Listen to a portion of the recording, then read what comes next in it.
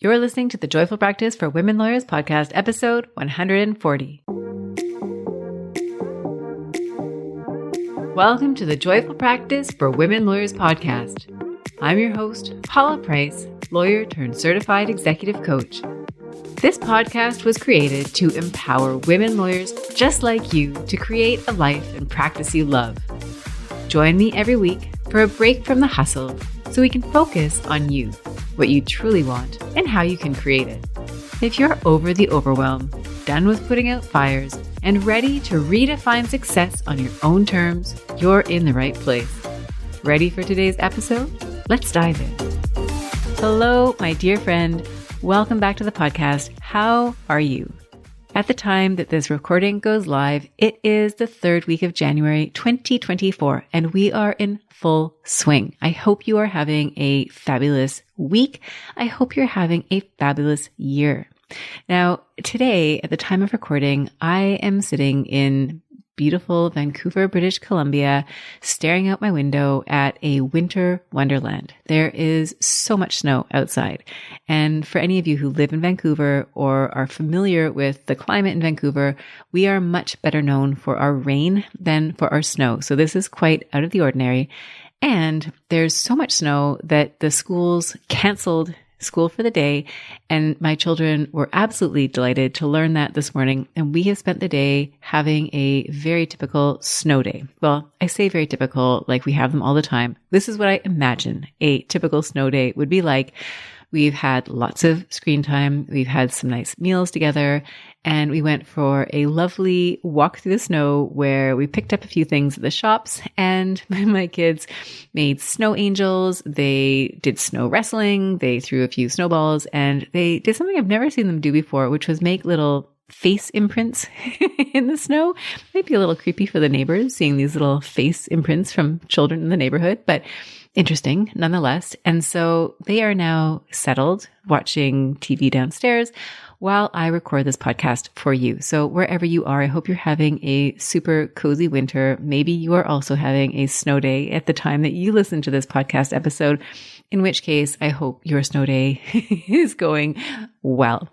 Now, today we are talking about billable hours. We are talking about docketing, and there's a few reasons why I think it's an important topic, and particularly one to talk about at the beginning of the year. Billable hours, targets, docketing, these are topics that come up every so often in my coaching practice. I wouldn't say it's at the forefront, but it comes up often enough that I think it's a topic we should all discuss in a podcast. And I'd invite you as we go through the podcast episode to think about your own billing practices and your own relationship with the billable hour, with your docketing practices. Because if it's something that you're doing at work, and if you're listening to this podcast episode, I suspect it may be something that you do, or maybe somebody close to you is doing, then it doesn't hurt to spend some time thinking about how you go about that process. And what I'm hoping for each of you as you're listening to this podcast episode is that you gain increased awareness about your practices and your beliefs around docketing, that you take away some practical tips that you can incorporate. And my goal for you is that you can approach the practice of tracking your hours, meeting your targets, docketing your time with greater ease and less stress. When it comes up in coaching conversations with my clients, it's usually because there's a problem. So sometimes it's a problem of meeting target. So there may be some concerns that you're not meeting target. Either you're not recording all your time, or you are recording your time, but there's not enough of it. Sometimes the issue is that you are working in a capacity where you're billing individuals and you really struggle with the amount of time that you're recording because you're worried about your clients paying. So you're under recording your time. That doesn't have to only happen with individuals. It happens with corporate clients as well. But there are a number of different hangups that can keep you from recording your time and keep you from meeting your targets. So I wanted to dive into this topic today to help you so that you get off on the right footing this year and you can approach your timekeeping with greater confidence that you're going to be able to look back at the end of the year and feel good about the way that you conducted your practice and that you've met the targets that you set for yourself. So taking a step back, and I should just say, I'll be offering you 5 concrete suggestions, the 5 Ds of docketing in just a minute. But before that, I wanted to take a step back and first of all, really big picture, look at docketing itself and then some of the challenges that I see lawyers face in their practices. And then I'll offer you those suggestions that are responsive to those challenges. So first of all, let's just spend a minute talking about the billable hour. And for any of you who are using the billable hour, then you know that it is a proxy for value. It is an imperfect proxy, but it does the job. You know that some of your billable hours are a lot more hard fought than other billable hours. That's just how it is. And the idea there is that the value isn't necessarily a perfect measure, but it's the best measure that we have. So it's a way of giving the client an indication of the value of what it is that you're charging them for, the work that you are charging them for. It's also an indicator for capacity. So if you work in an environment where there are others who are looking to see if you can take on more work, they might look at your hours and say, okay, your hours were really high this month. We are not going to be loading you up with more work. But if your hours are at the lower end of the spectrum, then they may know that, okay, you may be able to take on new work. If you're not in a situation where others are keeping an eye on you, but you're keeping an eye on yourself, you will have targets. You'll know what numbers you need to reach every month in order for your practice to be sustainable and profitable. It goes without saying, the billable hour is the basis on which you are getting paid, or the law firm itself is getting paid, because that is typically, it's a unit of time that gets billed out. And depending on where you are, you might bill in 0.1s or 0.25s, or you might have some other system. But basically, it's an exchange of time for money. And it's not just the time, it's what you are doing, of course, during that time that is creating the value. And there's relevance here for lawyers in all sorts of different types of practices, right? You might be a lawyer in a large law firm and you may spend very little time in the actual invoicing process. You might be a junior lawyer. You're recording your time, but that's all you see of it. You don't see what happens to it next. Or maybe you are much more senior in a large firm and you're actually the billing lawyer. You're responsible for reviewing the bills, for sending them out, for collecting on the bills. And so your relationship with docketing will be different depending on the stage that you're at. If you're a sole practitioner, for example, you might be really doing all of the things. You're recording the time, you are doing the invoices, you're sending them out, you're collecting. So each of you is going to have a different relationship with docketing. And so you'll want to take that into account as we go through the episode and as you think about ways in which you might be enhancing your practices and capturing more of your time. So as I mentioned, we're going to talk about the 5 Ds of docketing. And my goal for you is for you to develop consistent systems for timekeeping in a way that makes the whole process feel more inviting, in a way that you're capturing the time that you spend working. And as a result, you can spend less time dreading the task, because I know for many of you, there is time spent dreading the task, feeling anxious about your hours, because you can do the same work and have a very different feeling about it, depending on whether you've got that underlying anxiety over whether or not you're going to reach your targets. And then finally, that idea that you're not doing work that goes unrecognized or uncompensated because it never sees the light of a timesheet. You never actually record that time. Docketing can be a problem for a number of lawyers, so if it's something that you struggle with, you are absolutely not alone. As I mentioned earlier, it comes up regularly in coaching conversations, especially this time of year. What you might find is that you're not doing your dockets regularly, and you might also find that you're missing time that you should be recording. So for example, if you are answering emails in off hours, so maybe you're not at your office, you're not at your home office, you're at the supermarket, or you're dropping your kids off at violin practice, and you happen to do a little bit of work, you might find that you're working, but you then don't bill for that time. Either you think, you know what, it was just not worth it to go back and record that time, or you just forget that you did it. And so you might find that you're actually losing time. And if you actually calculated the amount of time that you spend doing that off-hour work, that it does add up over time. You might also find that this particular time, the new year, is challenging, right? It's challenging because you have just started at zero, right? For many of you, where you work at a firm where the clock resets January 1st, you go from December 31st, where you were at your maximum number of hours for the year, and overnight you're back at zero. And when that happens, you might find that it's a little bit overwhelming to look at the year ahead, and you might be thinking about all that you have to do this year. Can you do it again? It's also an opportunity. It's an opportunity because you have a fresh start. You get to start at the beginning, and this could be the year that you really tighten up your practices, that you hit the targets that you want to be reaching. And so that's why we're focusing on this topic today. I want to help you with that. I want to help you overcome the challenges. I want to help you create opportunities for yourself. Now, when it comes to your specific relationship with docketing, one of the things I'd love for you to take away from today is greater awareness of your relationship with docketing. So I would invite you to think about what it's like for you when you go to record your time. Now, imagine that you're doing that. Now, you might be a kind of person that has timers open on your computer, and so you are docketing your time as you go.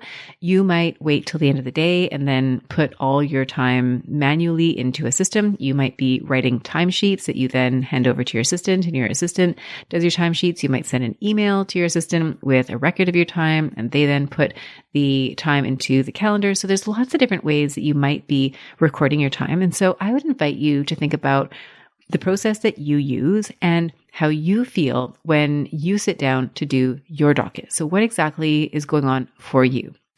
Now, some thoughts that you may be having as you sit down to do your dockets, especially at the beginning of the year, is you might be thinking, oh my gosh, here I am starting from scratch, all over at zero once again. Maybe you took some vacation and you're just settling into the office now and you feel like you've lost so much time already, you'll never catch up. Maybe you think to yourself, I'm going to have to work nonstop in order to make up for lost time. You might have a really negative perception of the whole docketing process. You might sit down and say, oh, not again. This is such a pain. I don't want to be doing this. Maybe you sit down to do your dockets and you haven't done your time for a few days. And so you're trying to reconstruct time and you're thinking, I can't even remember what I did. I can't believe that I took that long on a particular file. Maybe it's something really difficult that you were working on and you're just looking at the hours now thinking, I can't record all that time. That just doesn't seem reasonable. So there's lots of things that might be going through your head as you sit down to do your timesheets. Now, this can lead to feelings that are reasonably uncomfortable, right? If you're thinking to yourself, I've got such a long road ahead, I'm never going to make my target, you might feel really unmotivated. If you see docketing as a really painful process, then you might dread it. If it's something that you do not want to do, you might feel a lot of resistance, you might feel a lot of resentment, and as a result, you might go ahead and go through the motions, but you're really dragging your feet. You might put it off. We know that you can't put it off indefinitely because at some point you do need to record your time. And so when you finally do go to record your time, then you're putting the pieces together from many, many moons ago. It's more challenging than it needs to be. You are even more resentful as a result, and you often end up losing time that you could have recorded because you can't sufficiently describe it. You don't know exactly how long you spent on it, so you actually write down less time than you actually did spend. And the time that it takes, of course, to reconstruct is much longer than it would take if you recorded your time back at the beginning. So you can see how your relationship with docketing can really influence the way that you think, the way that you feel, and the actions that you take when it comes to actually following through on recording your time. Now, as I mentioned, it's perfectly normal to struggle with timekeeping. A lot of lawyers struggle to keep their records up to date. It's not exactly the most enjoyable task. If, we're talking about docketing, there are things that are kind of more fun and it can feel really tedious. It may be the last thing that you want to do at the end of the day, right? You've had a long day. Maybe you've got to go pick your kids up at daycare and you're scrambling to get out the door. And so you're working into the last minute. You don't really reserve a cushion so that you can record your time because you don't feel like that's really an option. Maybe you push it to the next morning to do it, but then you arrive at the office and already you've got fires to put up. And so again, you're just jumping into work. You're not really setting aside the time to do your docketing. You might also find there are other reasons why you struggle with your docketing. It may be that you don't really have a consistent practice that you can fall back on. And so it's almost like you're reinventing the wheel every time you sit down to do your dockets. You might find that the feeling really is what prevents you from getting into your dockets, right? You might dread doing it. You've had a long day. Maybe you have a lot of files that you worked on that day, and it's going to be really hard to remember everything that you did. You might feel like you took too long doing the work that you were just doing. And so you dread actually seeing the number in print on your timesheet. That makes you feel like you took too long, that you're not efficient, that maybe you're not as smart as your colleagues that you know would have done it 10 times faster. You might worry about what your clients think, right? As you're putting together that invoice, you might be thinking, oh my gosh, this amount of time is just way too high. I can never justify the time that I spent on this. You might, again, I mentioned earlier, you might simply have forgotten to record time that you spent in off hours. You might struggle with the intangible aspects of your work as a lawyer. As a lawyer, often what you're doing isn't creating a widget, right? You're not creating a solid product that you can sell. You're selling time, you're selling your judgment, you're selling the ability to resolve complex problems. And it's not tangible in the same way as selling a can of Coke or selling a house or a car. And so you may really struggle to attribute value to that intangible good. And finally, another reason why you might struggle is that you don't have a lot of time on your timesheet. I mean, this is something that comes up with lawyers who are really struggling, that you might feel that you spend a full day at the office. You feel like you're working so hard. And yet when it comes to recording your time at the end of the day, the number that you can capture is so much smaller than the time that you've spent at the office. And so that might be really demoralizing and really disincentivize you from putting that time down on your timesheets. So what you might do in order to resolve this problem is you might promise yourself that you're going to do it differently this year. It's going to be different. You're going to meet your target. You're going to be on top of your time. And a few weeks into the year, which is basically where we are right now, you might find that you've already started to slip a little bit. Maybe you never truly got started. And now you're feeling like you're never going to get back on track. And it might be a really discouraging way to start your year. Maybe again, you started with a vacation and you feel like you're already playing catch up. And so what can happen there is that you have this really negative internal self-dialogue where you're beating yourself up. You're telling yourself you're never going to make target. You have to work so much harder. It doesn't really feel very good. And again, eventually you do the work. Eventually you get the time that you need to get, but it's more stressful than it needs to be. You don't necessarily feel confident along the way. And you know that you're losing time and you're feeling stressed over whether you meet your target. And what I would love for you is to not have so many negative feelings attached to this whole process of keeping time. So what we're going to do then today, we've discussed a number of the problems that arise in particular when it comes to docketing your time. And so what I'd invite you to consider are some solutions. And so I'm going to offer you 5 different ideas, 5 different strategies, the 5 Ds of docketing. And whether or not you are at the beginning of your practice or you're a seasoned lawyer, you have a practice already. And what I'd invite you to think about is how you can really establish a solid foundation for yourself when it comes to your docketing. And if you've already got what you feel is a solid foundation, think about how you might be able to refine that process in a way that is even better for you. And I would encourage you to use what we talk about today to spark ideas and apply it to your practice in particular.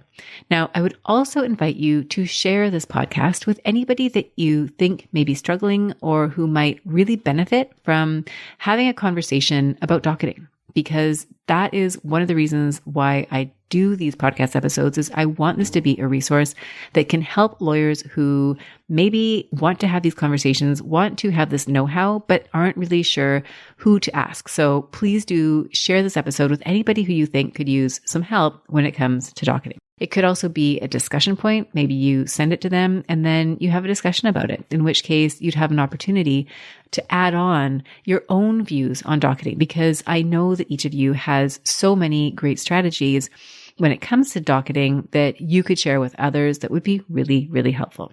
So let's dive into those 5 Ds, starting with D number 1, which is the data. And here we're going to focus on the math. Now, chances are you've already thought about the math because you've been given a target. Maybe your target is 1,800 hours a year. Maybe it's 1,200 hours a year. Maybe it's somewhere in between. Law firms set different targets for billable work. Many firms will also set a target for non-billable work. So I invite you to figure out what your targets are at the very beginning. Now, in some cases, you may not have a set target. I have had small pockets of my legal practice where I did not have a set target, and those were really difficult years for me. I did not enjoy not having a target. You might think it's freeing, and if that's the case, great. If it works for you, by all means, proceed ahead with that. It didn't work for me because I didn't know what I was working toward. I would much rather have a notional target so that I know what to aim for than no target at all. So if you have a target, great. If you don't have a target, I would invite you to figure out what that target should be based on a conversation with somebody at your organization, based on what you know needs to be met in order for your practice to be sustainable. So have a number in mind at the beginning of the year that you can work toward. Now, if there's a bonus structure in place, then you might want to add the bonus hours, and you can make your target for yourself based on the assumption that you're going to record enough hours to hit a bonus target. And then you want to do math that's going to be helpful for you. So when I was practicing, I would usually just divide the target by the number of months in a year so that I could see roughly how many hours I'd need to record on my timesheets every month in order to stay on track. You can then divide those numbers by the days that you're going to be working every month, and you'll get a rough sense of how many hours you're going to need to work every day in order to meet your target. Now, some people get more technical than I ever did, and they'll take out vacation days, they'll take out statutory holidays. And so that leaves you with a very clear number of hours that you would potentially need if you were to work exactly the hours every day that align with your holiday schedule, the statutory holiday schedule. And if that works for you, then by all means, go ahead and make that calculation. And then you can aim to have that number of hours every day recorded on your timesheets.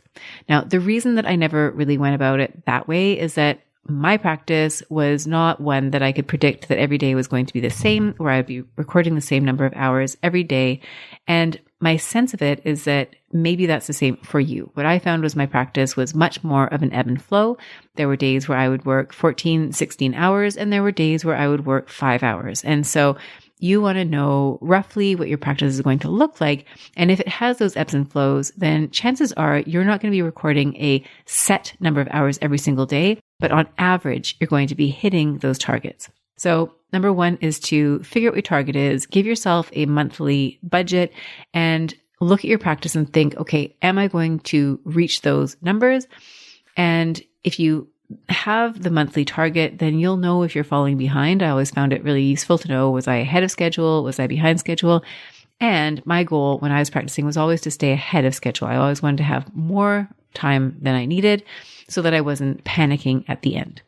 Now, you'll need to recalibrate as you move through the year. So if you have a really busy first part of the year, then you might find you need fewer hours as you hit the later months of the year. And the opposite may also be true. You have a really slow start to the year. Then when you recalibrate, you might find that the number of hours that you need every month is going to be higher. So here, take the approach that works best for you. If you've got a really predictable practice and you can simply sit down and do the same number of hours every day, great, do that. But if you've got a practice more like the one that I had, which was more cyclical, then you might find a different approach. The one that I used might be a little bit more usable for you. Now, when it comes to considering your practice, we talked about those ebbs and flows. I'd like you to think about how you capture time each day. So there's kind of like that macro, and then there's the micro. The macro is, on the grand scheme, how are you working, right? Like, what is the volume of work that you're doing and how does that flow over time? The micro aspect is more, how are you actually recording your time? So do you record your time in the morning? Do you do it at night? How do you keep track of your time during the day? What happens if you receive and respond to an email when you're not in the office? How do you account for that time? Do you send yourself an email? Do you send your assistant an email? Like, is there a way that you capture that time? So I want you to get really granular about how it is that you actually take the time that you work and translate that into time that goes onto your timesheet.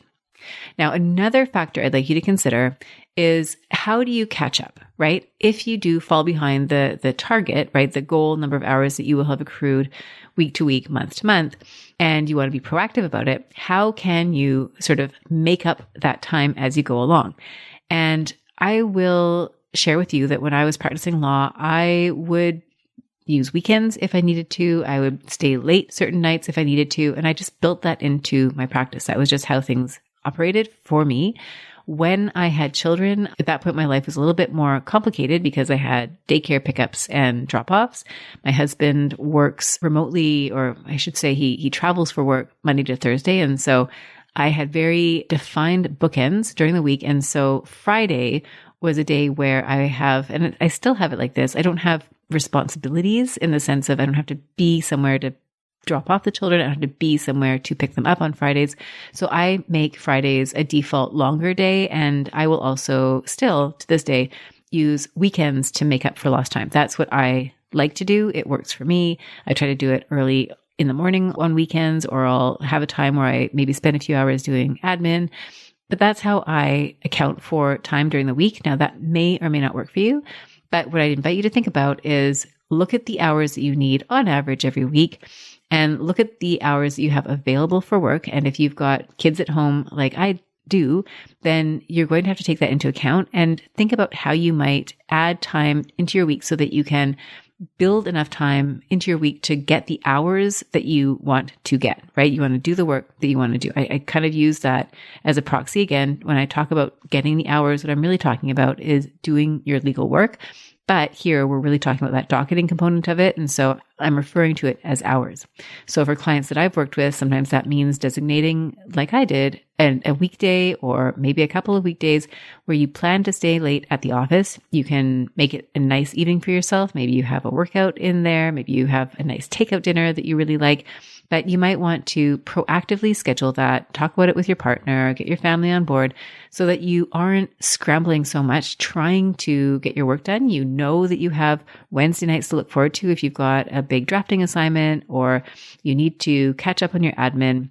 You want to carve that out into your calendar ahead of time. So, we're still in that first category of data. What is the data you need? You need to know what your targets are. You need to know how you work, what your workflow looks like, and when you are going to do the work that you need to do in order to meet those targets. And then what I'd also invite you to think about is workflow, right? Do you have enough work, right? At any given time, do you have enough work to meet your target, or do you have too much work? Sometimes you're going to be having that consideration. If the workflow is too great, how are you going to deal with that as well? Now, if you are struggling to meet your target, if this is something that routinely comes up for you, then you might want to have some conversations about that, right? Maybe it's a conversation with your partner about making yourself more available for doing the work at the office. It may also be that you need to have a conversation with somebody at work, right? Maybe the market that you're in, maybe you're in corporate and the deals have been slow this year. And so you might need to have a conversation with somebody to figure out where you're going to source the work if it's not in your primary practice area. You might have a life situation that has changed. Maybe you're a new parent and you find that you're just not able, you don't have the capacity to reach the traditional billing target. Maybe you want to go to a different type of work schedule. Maybe you want to take an 80% role in order to have a little bit more leeway in terms of your billing hours. It might also be that you are engaging in a lot of non-billable work and that is impacting your ability to do billable work. And you may need to have a conversation with somebody at your organization to say, listen, if I'm doing this non-billable work, it means that I'm going to be recording fewer billable hours, but maybe there's a case to be made there that you'll get recognition and compensation for that non-billable work. So it may be that there are some conversations that you need to have. And when you get clear on the data, it becomes a lot clearer to you what conversations you may in fact need to be having. So that was D number 1 is the data. Get your head around the data. Now, the second D is one that if you take anything away from this podcast, I think is probably the best takeaway because it's probably the least focused on when it comes to docketing. I think everybody who dockets will at some point turn their mind to the math. And the second D, maybe not so much. That D is drama. Yes, the drama. And what I mean by drama is all the reasons why you don't record your time, why you struggle to keep your dockets up to date, and to, in some cases, do the work that is required for you to meet your targets.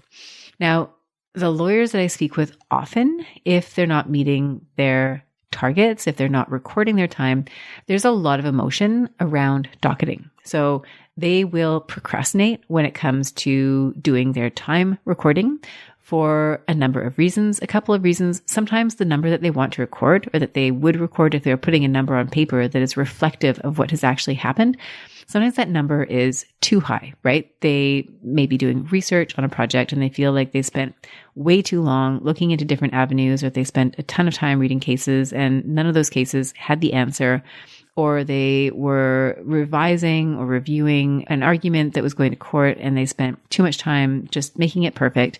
And so they look at the amount of time that they spent on a certain mandate and they feel like it took too long. If they were smarter, if they were faster, they would have recorded half the time. That people are going to think that they are inefficient, that they're wasteful. So that can be a reason, right? When you feel embarrassed or concerned about the number that you're about to put on your timesheet, that can cause you to actually put off the act of recording it. And so you end up not recording your time. Now, another reason that you might procrastinate is that the number is too small, right? You might find that you spent 10 hours sitting at your desk, and yet when you go to put a number on your timesheet, you realize you've only got about 6 hours. So that's 4 hours in your day that goes unaccounted for. And you might reflect on your day and you think, well, I did spend an hour at lunch, but then you have to piece together where else you lost time. And you might start to think, well, where did that time go? And why is it such a struggle? And so some of that might be legitimate time where you were not at your desk, but maybe you were at your desk, but you were spinning your wheels. You weren't really focused. Can you bill for that time or not? So again, you might procrastinate on recording your time because the number is so low, you're almost embarrassed to record it in the system. The feelings that you might have when it comes to recording your time then might be feelings of dread, right? You're dreading that number. You might feel fear that the number is going to be judged either by a client as being too high. Maybe it's your manager as being too low. You might feel ashamed that you've spent so much time at the office and yet have very few hours to show for it.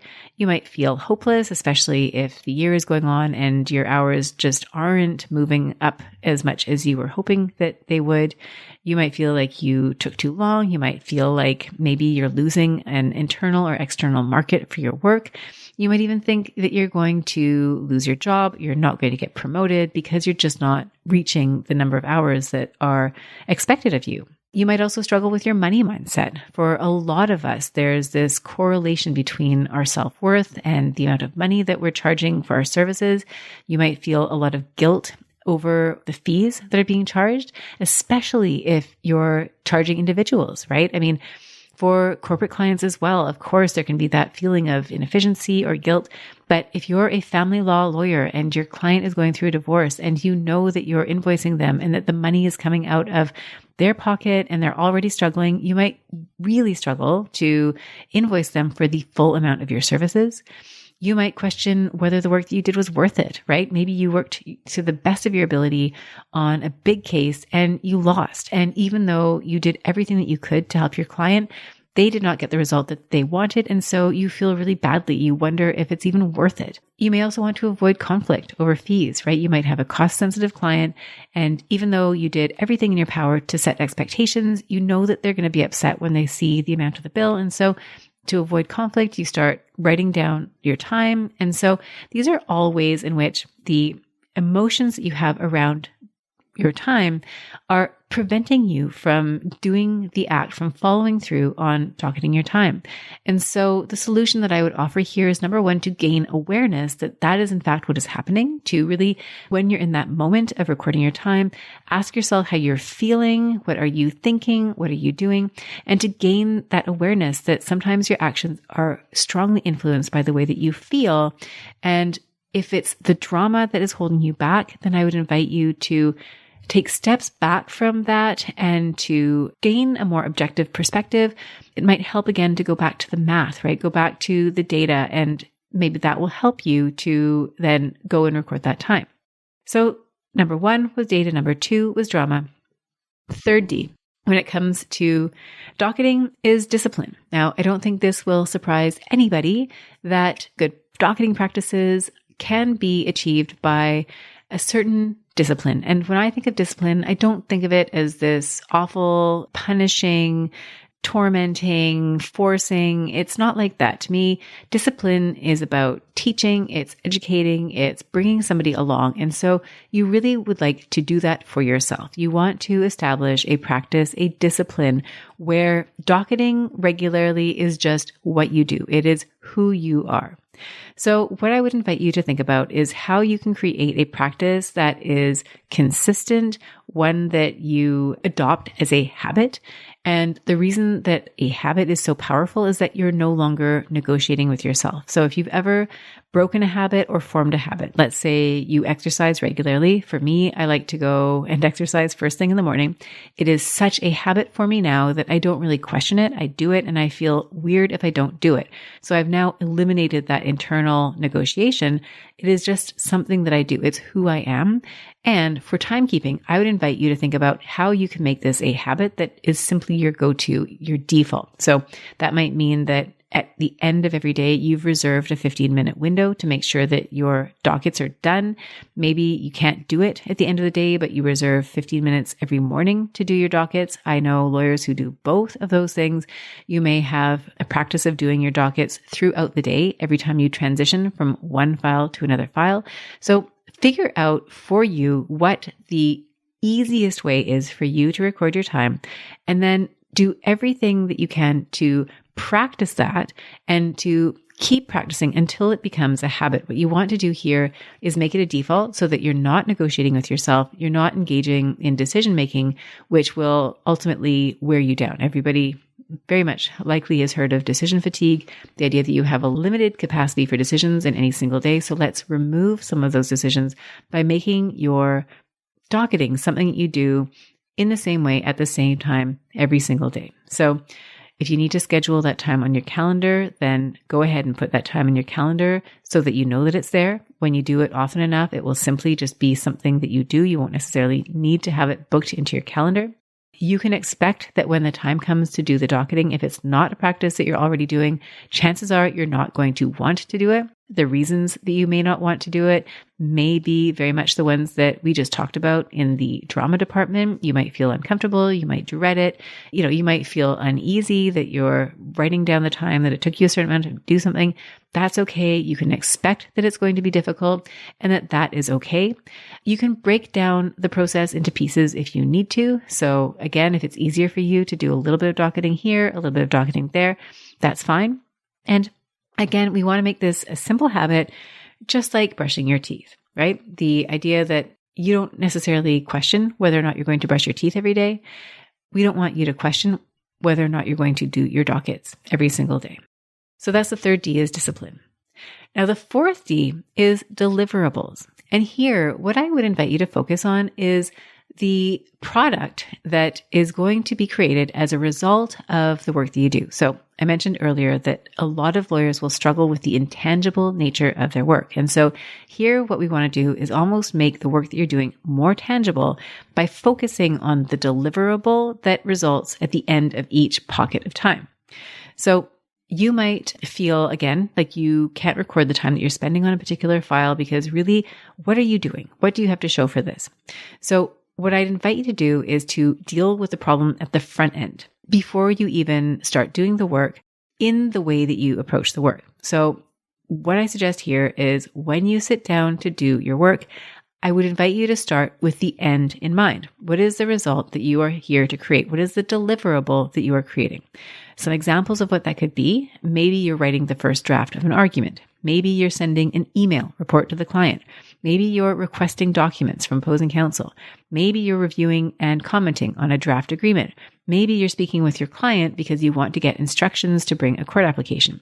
So you have a very specific item in mind that you will then end up recording on your timesheet. Now, you might imagine before you even do the task what the entry is going to be in your timesheet, and you might even think about how you're going to describe it. Now, The description will depend on your practice style. Some lawyers like to have really complete descriptions. Others like to have leaner descriptions. When I was practicing, the rule of thumb that I was taught was you want to have a description that is sufficient, that if anybody were to challenge the bill, that you would know what it was that you were working on at that particular time.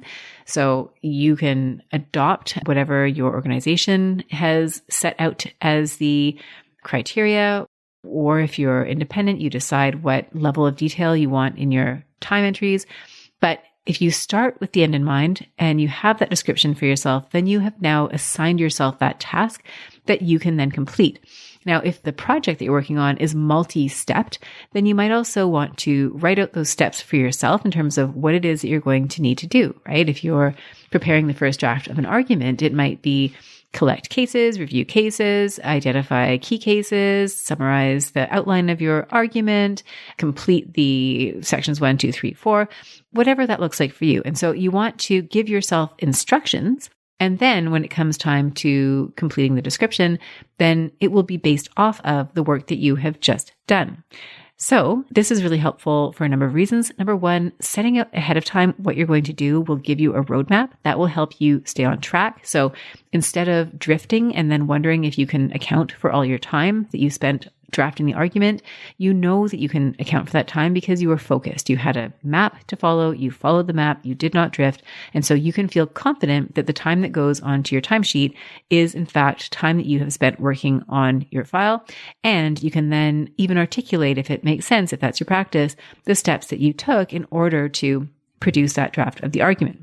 Now, another way of thinking about this, and I think this is an analogy that may be helpful, is if you're one of those types of people who likes to plan your meals and then have a food journal, right? And if you're planning your food in advance and then you keep a food journal, those entries should look exactly the same, right? And that would be the same here, right? If you set out in your calendar what it is that you're going to do each day. And yes, I know in a legal practice, especially, it can be really hard to adhere to your schedule, especially when things come in, right? When surprises come in, when you get interrupted. But to the extent you're able to plan your schedule in advance and to know what it is that you're going to do, and then when you sit down, you've got your list of tasks, how you're going to complete and achieve your deliverable, then what you record on your timesheet will look like the plan that you had ahead of time. So when you can mirror those, that's great. That shows you that you can trust yourself, that you can have that follow through, that accountability, and it makes it easier for you to record your time, feel good about your time, and know how to describe your time. So that was the fourth D, is deliverables. We're going to focus on that when we sit down to work, and that is going to be what we describe inside of our timesheets. And that brings us to the fifth D. And D here is drum up business. So if clients come to me and they're struggling with target, it means they don't have enough work on their plate. And if that is your situation, then the good news is you do have control here. You can drum up business. So what does that mean? If you are struggling, if you don't have enough work, then you're going to want to reach out. If you're at a law firm, an organization where you get work from other lawyers, then you're going to want to build up your relationships. You're going to want to build up the internal market for your work. You may also be building up your external market for your work. You may have clients who reach out to you directly, and so you might want to develop those relationships as well. Now, even if you are not struggling, even if you are perfectly on target, I would encourage you to keep your relationships maintained. I would invite you to do that outreach regardless, no matter how busy you are, because you want to maintain those relationships and let those people know, whether they're external clients, whether they're internal clients, what you're working on, what your capacity is, because even if you're ahead of target right now or things look really great, you might find that you have a trial that settles and all of a sudden you've got a 3-week gap in your calendar, or you're working on a big deal and the deal all of a sudden evaporates. And so you've got a big block of empty time on your calendar. And so if you don't have those relationships formed and you're starting from scratch when your calendar frees up, it'll be harder for you to fill that time. You're going to need to develop those relationships. And typically those relationships are ones that develop over the longer period. So you don't want to wait for a rainy day to start patching up the holes in your roof. You want to do that proactively. And so here, I would encourage you to work on the relationships to bring the work to you. So that means proactively reaching out to the lawyers that you want to work with, the clients that you want to work with. You want to let them know your capacity. If there's particular files that you want to be getting involved in, you might make that known. And you want to do all of that in advance. And then if you're struggling to make target, then you're really wanting to be proactive, set targets for yourself in terms of who you're going to reach out to and when, in order to generate that work for yourself. And this can be really challenging, right? Often lawyers are trained to do really excellent legal work, but marketing isn't necessarily a skill set that we are taught in law school. I have a whole podcast episode about cringe-free marketing for lawyers. So if that's something that you want to dive further into, I'd encourage you to go back and listen to that episode. But that is a part of your docketing, right? Is do you have the work? Are you generating the work in order to satisfy the targets that you have set for yourself, that your organization has set for you?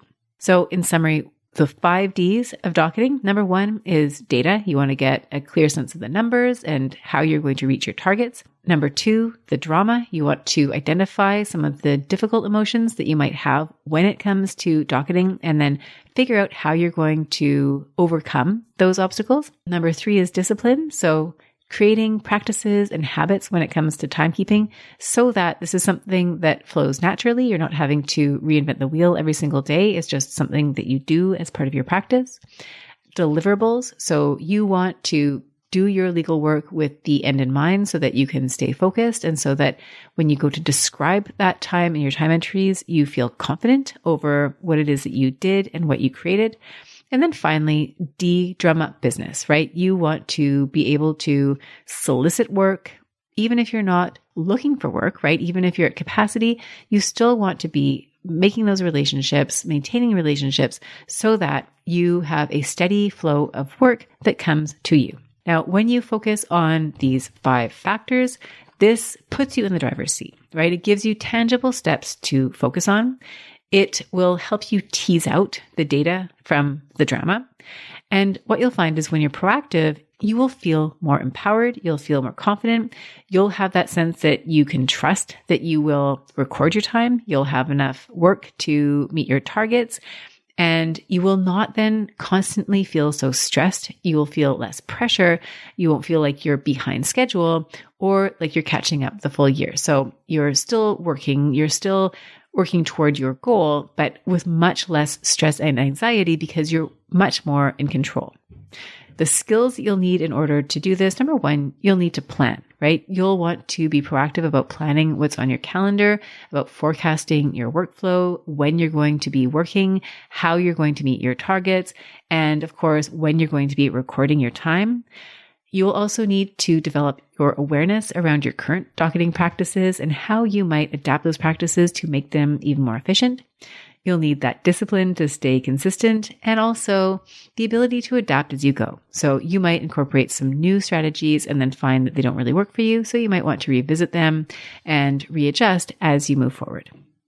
Now, what this will create for you is that by December 31st of 2024, you will thank yourself for doing this work. I mean, imagine what it would be like for you sitting on December 31st, looking at your records for the year, and you have billed exactly the number of hours that you wanted to bill. And even as you're listening to today's podcast episode, I would invite you to think about what that number is for you and imagine how great you're going to feel when you hit that target.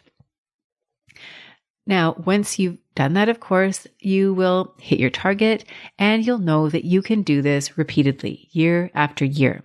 Another great result that's created when you take this approach, when you break down your docketing into these different categories and look at them in each of these categories is that you're going to unearth any problems that you may need to deal with, right? If you have a problem recording your time, then you're going to dial in your systems. If you have a problem with workflow, then now you know that there's a problem with workflow. You need to be proactive about bringing in the work. Or maybe it's even the opposite problem, right? Where you need to turn down the faucets a little bit.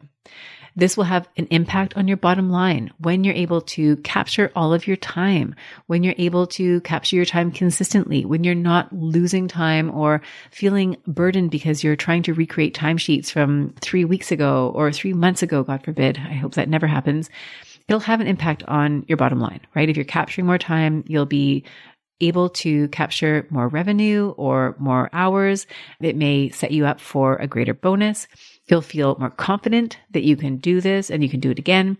And you'll feel less drama, right? As your practices tighten up, as you feel greater confidence, you'll have so much less stress. You will find that you're dreading it less. You're feeling less fear, less anxiety around the whole process. And that, of course, is a good thing. So, my dear, dear friend, we have just spent about 50 minutes. I'm just looking at my recording. And so, well done for sticking with me and for spending this time focusing on your dockets. I hope this podcast episode has been really helpful for you. If docketing is something that you want some help with, then by all means, feel free to reach out to me. Send me an email, a DM on LinkedIn, whatever way is most practical for you. And we'll set up a consult call and we'll see how I can help you with your docketing and other areas of your practice to really get the practice management, the time management dialed in so that you feel less stressed, so that you're feeling more confident and you can enjoy the job that you're in, the one that you've worked so hard to get to. So with that, my dear friend, I wanted to thank you for joining me today. Please do share this episode with anybody who you think could use some help with docketing, even just as a way to generate some discussion about docketing. I hope you have found this to be helpful. I hope you have a wonderful and fruitful year. And I very much look forward to reconnecting with you again next week. That's all for now. Goodbye. If you enjoyed today's show and don't want to miss an episode, subscribe and follow the show wherever you listen to your podcasts. If you haven't already, please leave a rating and review. Your feedback will help me create a podcast that's tailored to your needs and goes straight to the heart of what matters to you.